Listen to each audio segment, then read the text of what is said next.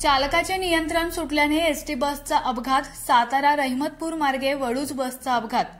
चालक वाहकासह 4 जण जखमी। घटनास्थळावरून मिळालेल्या अधिक माहितीनुसार गाडी क्रमांक MH11DL9260 ही गाडी साताऱ्याहून 6:30 वाजण्याच्या सुमारास रहमतपूर मार्गे वडूजकडे जात होती। दरम्यान गाडी नायकाची वाडी येथे आल्यानंतर बस चालकाचा गाडीवरील ताबा सुटल्यानं बस रस्त्यालगत असणाऱ्या चरीत गेली।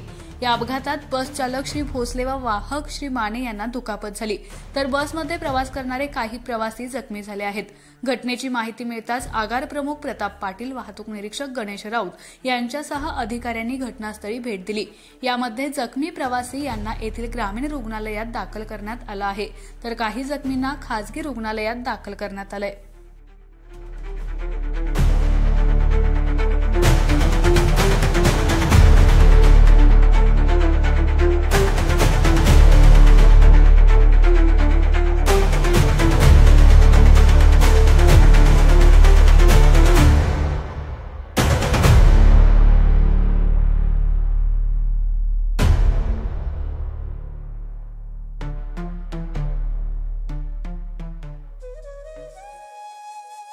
अशाच नवनवीन अपडेट्ससाठी आमच्या खबर गावाकडची या चॅनेलला सबस्क्राइब करा, आमचे व्हिडिओ लाईक करा आणि शेअर करा।